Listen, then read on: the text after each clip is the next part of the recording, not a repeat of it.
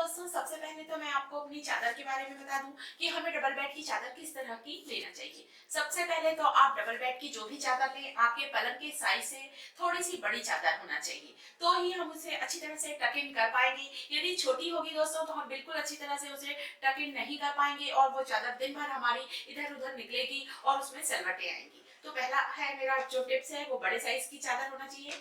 कोशिश ये करें कि कॉटन की चादर लें। कॉटन की चादर बहुत अच्छी रहती है क्योंकि जो हमारे मैट्रेस होते हैं, मैट्रेस के ऊपर का जो कवर होता है वो सिंथेटिक होता है और हमारी चादर उसके कारण इधर उधर फिसलती है। तो मैं चाहती हूँ कि आप कॉटन की अगर लेते हैं तो कम फिसलेगी हमारी चादर। दोस्तों हमने अक्सर होटल में देखा है कि होटल की चादर जो बिछी होती है वो इतनी टाइट बिछी होती है, उसमें चाहे बच्चे कितनी मस्ती करें, कितनी उधम करें, पर हमारी चादर बिल्कुल वैसी ही बिछी रहती है। तो होटल स्टाइल की जो चादर है वैसी ही टाइट बिछाने के लिए आपकी चादर जो आप लें वो थोड़ी सी मोटी होना चाहिए, बड़ी होना चाहिए, मोटी होना चाहिए और कोशिश करें कि वो कॉटन की हो।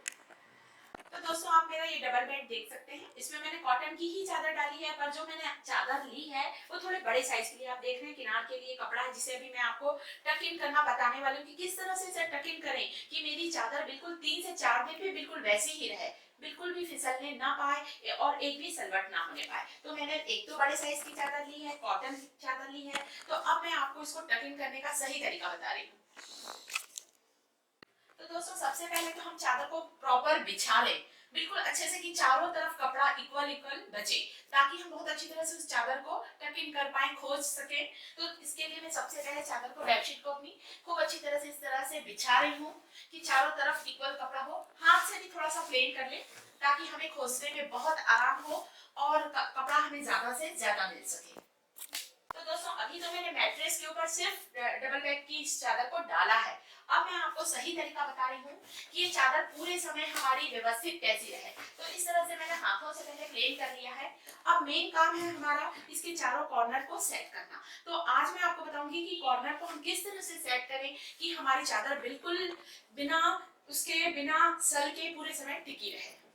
तो सबसे पहले दोस्तों हमें चादर के बिछाने के लिए सबसे पहले कॉर्नर को फिट करना है। तो कॉर्नर के लिए मैंने ये मेरा मैट्रेस है, इसे उठाया और इस तरह से मैंने चादर को जैसे हम सिंपल लगाते हैं बस इस तरह से एक तरफ से फोल्ड किया। अब आप देख लीजिए, इस तरह से सादा डाल दिया, वापस रख दिया मैंने। अब मेन है आपको देखना है ये लटक रहा हिस्सा, अगर मैं खोसूंगी इस तरह से इसे टक इन करूंगी तो गंदा लगेगा, बिल्कुल नहीं, हमें ऐसे नहीं करना है। हमें इस कॉर्नर को इस तरह से उठाना है, ये देखिए जैसे मैंने उठाया। अब आपको देखिए ये जो ट्रायंगल बन रहा है ये लटक रहा है, इसे फिर से देखिए ये लटक रहा है, इसे मैंने इस तरह से कपड़े सहित उठाया और इसे उठाकर ये जो ट्रायंगल बना है जैसे कि हम बुक में कवर चढ़ाते हैं दोस्तों, बिल्कुल वैसे ही उठाया है मैंने और इसे मैं इस तरह से इसमें रख रही हूँ। सबसे पहले हमें क्या करना है दोस्तों, जितना हो सके हमें इस ट्रायंगल को इस तरफ खींचना है, टाइट खींचना है, जैसे कि मैंने ये ट्रायंगल किया है। बिल्कुल ऐसे आप इसे छोड़ दीजिए। ये आप मैट्रेस की मोटाई देख रहे हैं और ये जो नीचे का कपड़ा इससे आप इसे पैक कर दीजिए। देख लिया दोस्तों आपने। अब वापस ये जो मेरा ट्रायंगल बना है जिसे मैंने इस बिस्तर पे लगा दिया है, इसे मैं वैसी का वैसी ले रही हूँ, ध्यान से देखिएगा दोस्तों।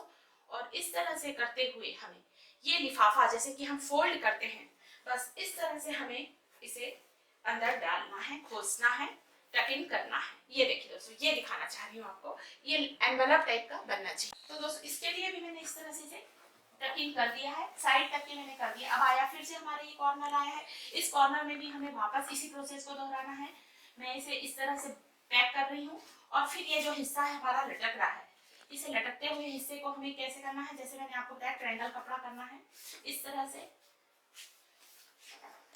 मैंने इसे ट्रायंगल किया और ये जो ट्रायंगल लटक रहा है यहाँ का, इसे सबसे पहले हम गद्दे में, मैट्रेस में डाल दिया मैंने और वापस में इस ट्रायंगल को अपनी तरफ खींचेंगे खूब अच्छा टाइट।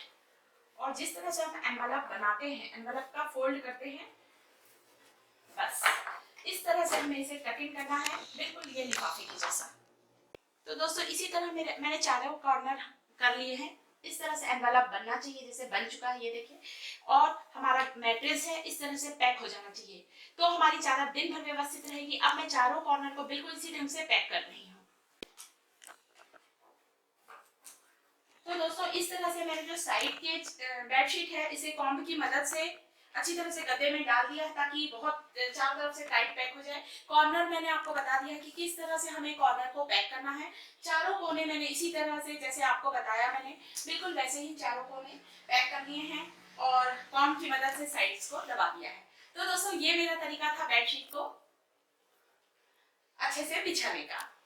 तो दोस्तों आप भी इसी तरह से घर पर बेडशीट को बिछा सकते हैं जैसे मैंने बताया। इसके पहले भी मैंने आपके साथ एक अलग तरीके से बेडशीट को बिछाने का वीडियो दिया है आप लोगों को, जिसे आप लोगों ने पसंद किया है। ये मेरा दूसरा वीडियो है। यदि ये पसंद आए तो आपको मुझे देना है लाइक और मेरे चैनल को करना है सब्सक्राइब।